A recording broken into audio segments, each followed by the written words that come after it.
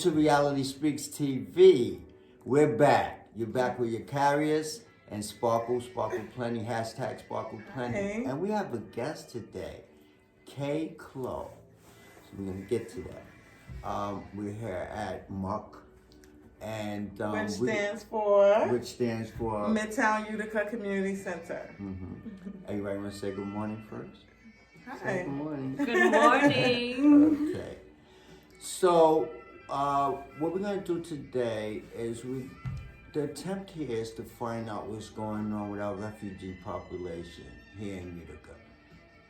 Kay Clow is the director of the center, and we're going to get some information from him about what's going on with the refugee population, because we're all living here together. We're all neighbors, we shop together, we drive in the same neighborhoods, but there's a divide and there's a separation. So hopefully today we'll start a conversation on how we can be a little more open to their plight and what they're going through coming to our country, what we can do as the people that live here and be more inviting and more welcoming, if we're not, So let's start the conversation and introduce you to Kay Clow. And so what's your title here, Kay?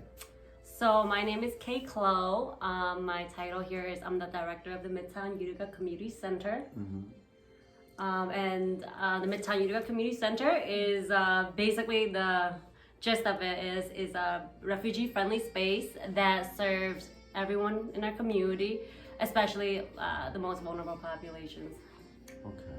Now, I want to ask you. Yes, I would like to know about your name. Okay. Yes, my name. So my name is in English is Kay Clow, but my real name is Kay Clow. So when we came to America, when they asked for our names, current people don't really have a last name. We just have a name, and that's like, there's no such thing as like, oh, there's your last name and you belong to like this family. There's no such thing as that. So they needed a last name for us. So they split my name in half, and the closest they could come to pronouncing Kay Clow, because it's like airy, throaty. Wow. They pronounced it Kay Clow. So I was given a first name and a last name when I came to America, even though that's very interesting. And it means very skinny, because when I was born, I was extremely skinny. I never liked the name, but I don't care about it now. That's beautiful. Where were you born? I was born in Burma. Ah, okay. Very good. So, you said something that spawned a question for me. When you say the most vulnerable population, could you be a little more specific about that? And are you just talking about people like the refugee? You're saying they're most vulnerable. So what are these vulnerabilities? So, vulnerability. So, when I say vulnerability, it means people who are often left at the margins and are often not thought about when you're, making policies, or when you're making laws and policies that affect the whole community, but you're not considering the specific needs that refugees, people of color may face uniquely in their experiences. Okay. So, and you brought a thought upon me. So, there's this thing, and this is real TV, so we're going to keep it real, right? And we're going to be honest and open.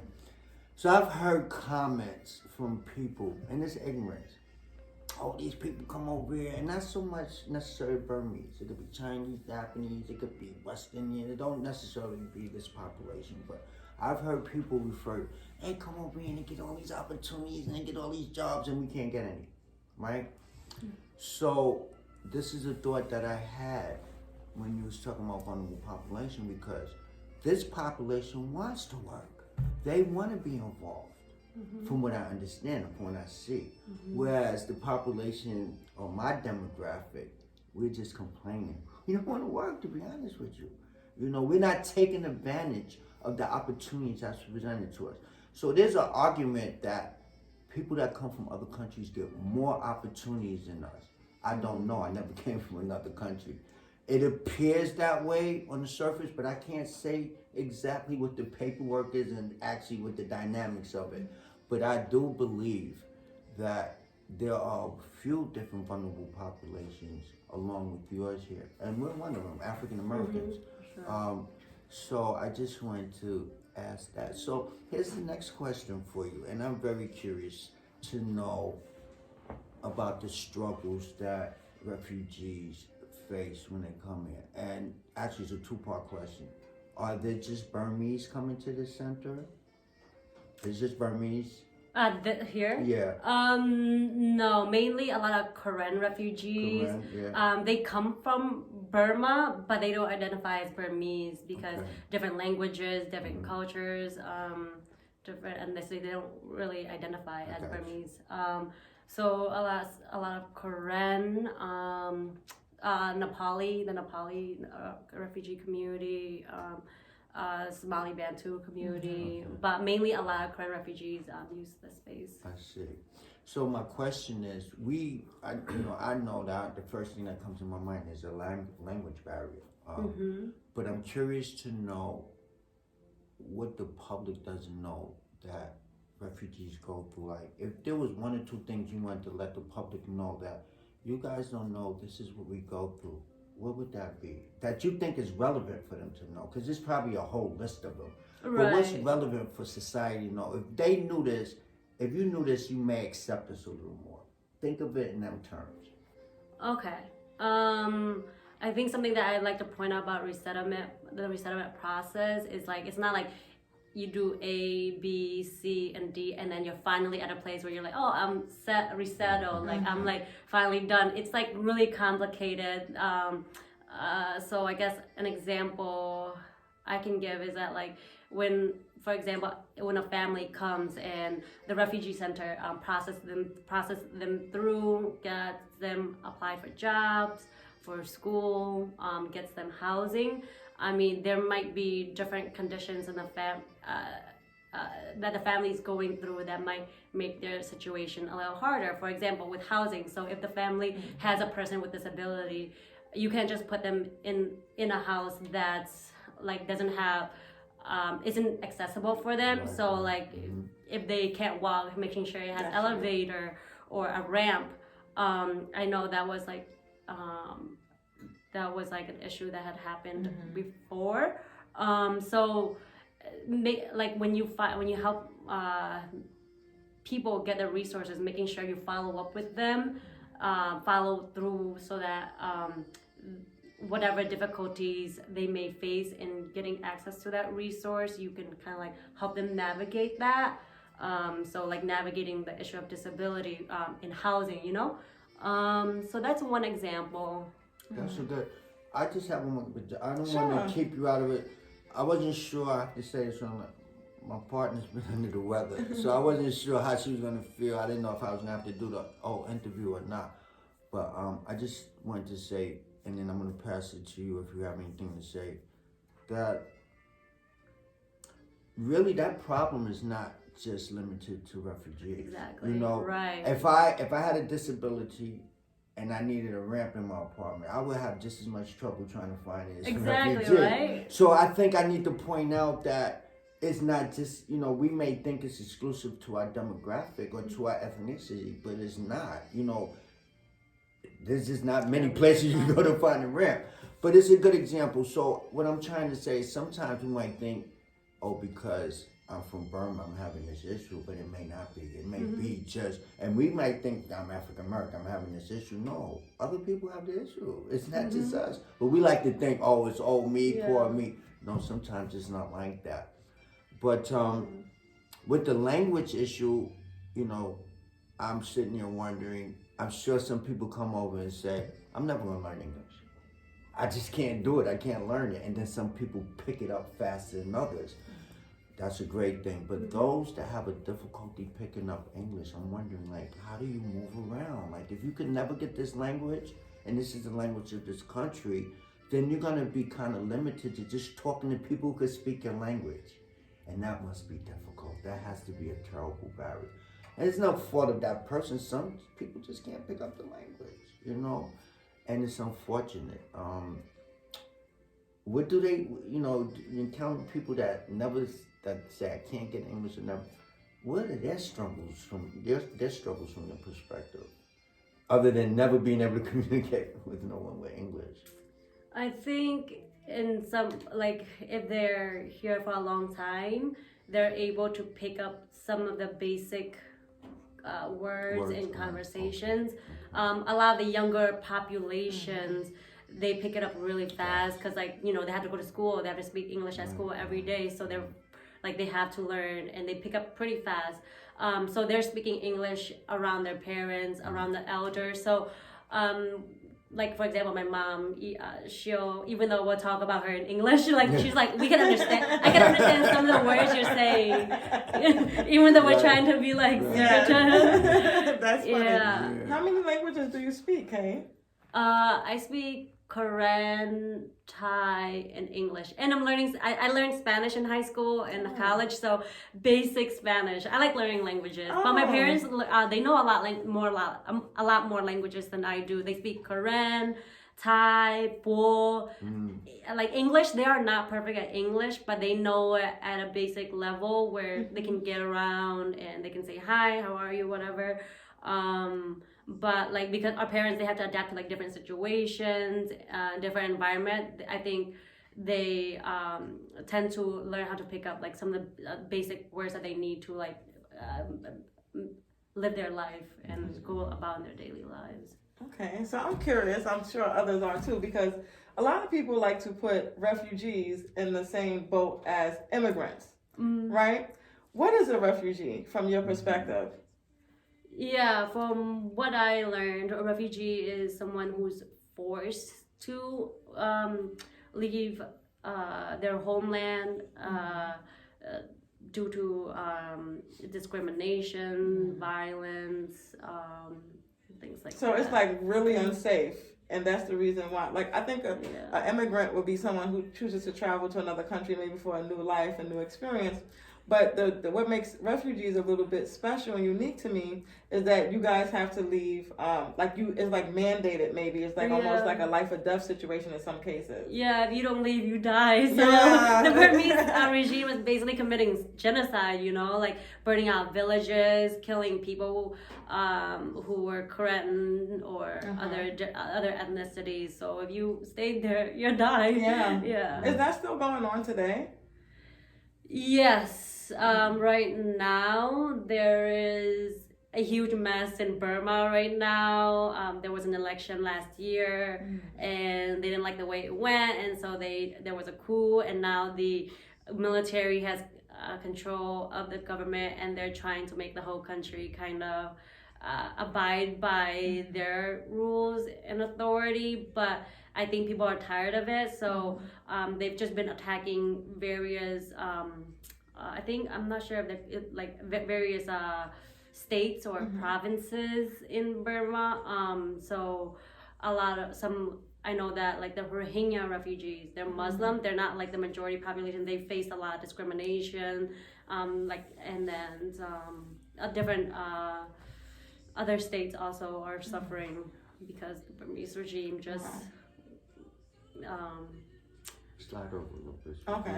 So it's like a blessing, really, for, because some people may not have the opportunity to make it out. Do you still have family members that's in Burma?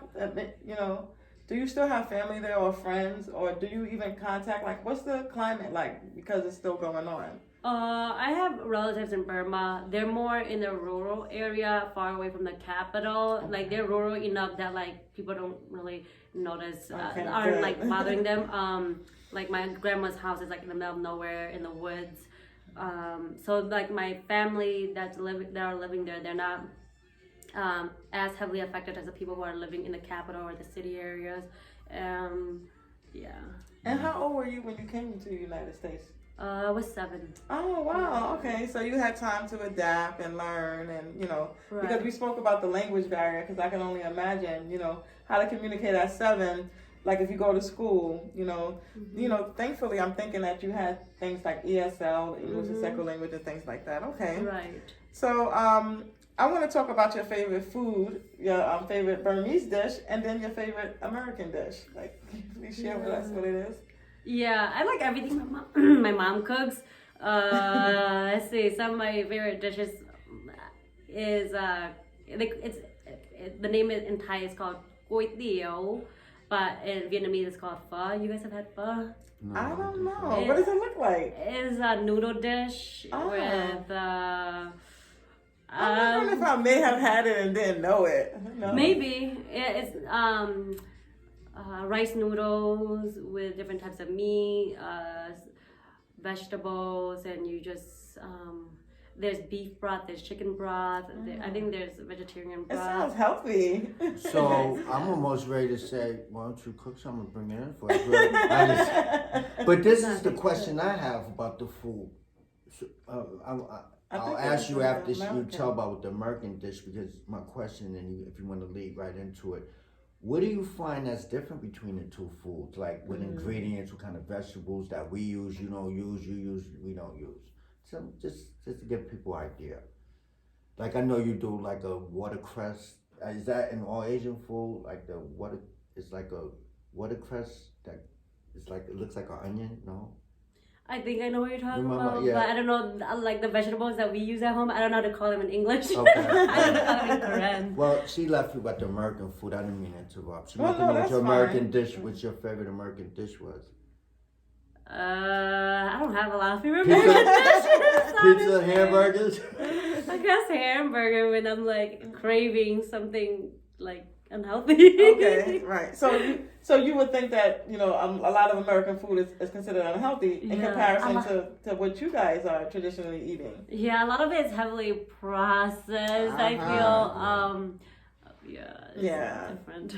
So I'm sitting. I was listening to you guys talk, and even when I was talking, it's amazing. I didn't expect this to be this interesting. This is an interesting topic for me, and I see it as for you as well. And I was just thinking, man, us as humans, how do you be in a country and you want to murder your own people? What can make you? What's so bad about these people? You want to just wipe out a whole, what they call it, genocide. You want to if you could, you wipe out the whole race or this. And it happens, like here it happened, They brought us over for slavery. It's a little different. They want to use us to work. But the difference is no difference at the end of the day. It's one human being treating another human being very terrible. They were murdering people, same thing they're doing in your country. And I think what we have to understand here in America is that we may take for granted that we have the freedom of speech when other countries don't have freedom of speech. You can't just go out and say whatever you want to say against the government like you do here. We don't have, we have the luxury, other countries don't have that luxury. You try to speak out against the government in certain countries, they're going to try to take your head off or lock you in prison just for the rest of your life to shut you up. And we take that for granted. And so it comes back to the freedom of voting, right? We have that freedom and we don't utilize it, going back to your election.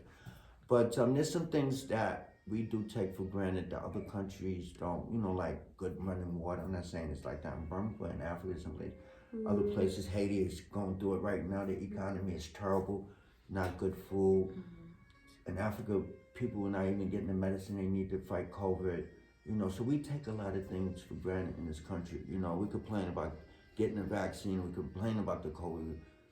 They're lucky to even have a mask over there. They're lucky even to have a COVID test. They're lucky to even have a vaccine, to even fight, to even have a chance to fight it. So, and we take that for granted in this country. I just want to point that out. Do you have anything? Yeah, so we're playing Kenny G right now. I want to know who's your favorite Burmese, or some of your favorite Burmese artists. Enlighten us. I don't listen to a lot of Korean or Burmese artists, but Who's on Kay's playlist right now? Kay's playlist. I've been listening to a lot of Daniel Caesar. Oh, okay. Like his voice is relaxing when I'm doing work, and it's just fun. But I did grow up listening to Korean music, so when I hear the music that I used to listen to, that my parents played when I was little, it does bring back memories of when I, used to live on the border of Burma and Thailand. But I do like a lot of the Korean people. They produce music and they post that on YouTube. So a lot of Korean music have been popularized because of YouTube. So before where I wasn't like seeing Korean artists, but now they're becoming more popular. So my siblings are listening to Korean musicians on their phones, and I do hear some of the things that I like, but I haven't really been into it like that. So I've had the honor of sharing this space with Kay here at Midtown Utica Community Center, and I've noticed that she's a very diligent worker. She's very dedicated and she's very kind. So your role here as the director of the Midtown Utica Community Center, aka MUCC, why is that role important to you? Why is being a leadership of the refugee population important to Kay? That's a good question. Why is this role important to me? So I've talked to some people about how like I feel like me being in this role, I kind of see as my life coming into a full circle, you know. So growing up, you know, our parents and the elders in our community, they're always reminding us like, don't forget your people, don't forget where you came from, and so and they'll share stories of, you know, some of the atrocities that they've been through, even videos of like, you know, villages having to be burned and then people running away from their homes. So growing up, I've always you know, that's always been in my memory, and I've never forgotten that. So and that's one of the main reasons why, you know, I worked so hard in school, is because I'm just like, you know, my education isn't just for me, but I always also see it as in a bigger picture, you know, education as a tool to like change your life and possibly change other people's lives and your community.